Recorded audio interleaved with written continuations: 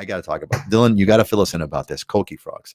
I remember there was one. So Coqui frogs on the Big Island, and this is from Sharon, and she asked, she goes, "I'd like to know more about the Coqui frogs on the Big Island. If I move to the dry side, would I be able to avoid the loud noise? Since this is audio, could you play a recording sample of the sound?"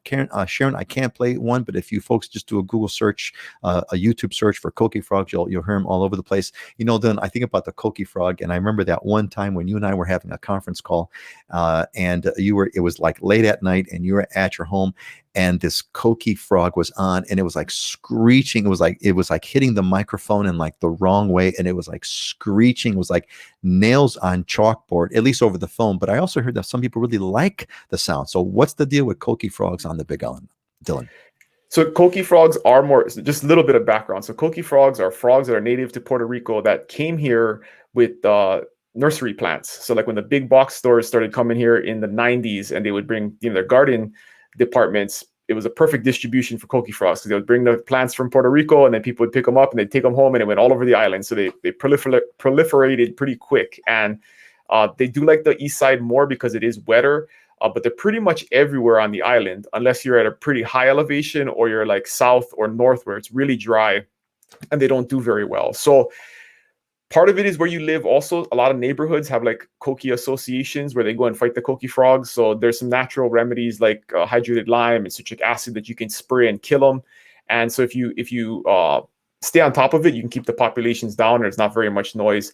The big consideration, like my house, they're around my house, but I've cleared all of the vegetation around my house, so there isn't really anything 30 feet anywhere closer than 30 feet to my house. So although I can hear them, it's not a bother because they're pretty far away. And then as long as you're in the house at night and the doors are closed, you can't really it's not a big nuisance. But it's definitely a consideration if they are noisy. On the east side, it can be really, really loud if you live in like the Pahoa area where it's really densely vegetated. I've heard estimates that there can be 1 million of them in an acre is what the University of Hawaii estimates. Million in an acre? Something crazy like that. Yeah, because they're tiny, right? They're these little tiny frogs that fit on a quarter. I mean, they're not very big.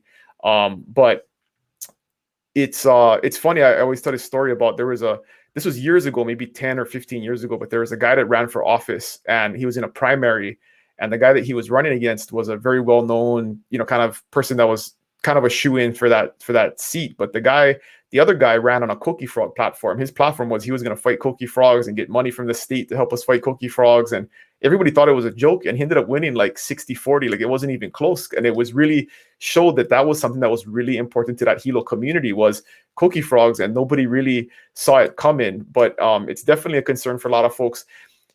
It's not for kids. That's a funny thing, right? It's a generational thing. Older people, it drives them crazy.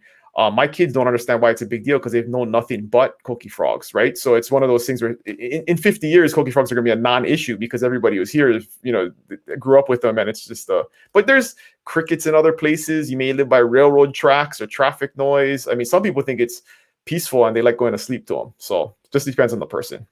Well, that's my understanding, if I'm not mistaken. And these are they're from Puerto Rico. They're from Puerto Rico, right? Yeah, and the problem is they did so well here because they have no natural predators. Right? Puerto Rico has snakes and other amphibians that eat them, birds that eat them, and here there's no, like most of our invasive species, they don't have any natural predators, so they just go crazy and breed like crazy. And I feel like they're getting bigger because like when I find them now, they're like, they're twice the size of what I remember them being when they were little tiny guys. And so I don't know if that's feeding into it or not, but they're morphine.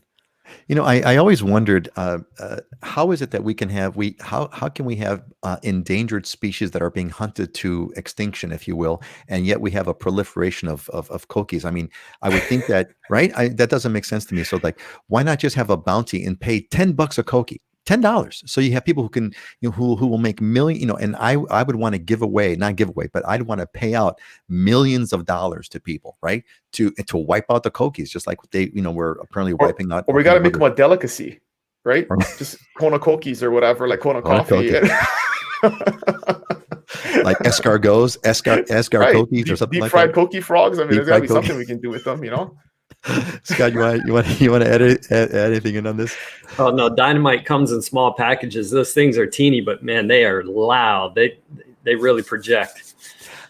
I couldn't believe it that one night when we had that call, Dylan. It was just like the frequency or whatever, but it was just like it was, I was talking to you, and it was like my ear was hurting.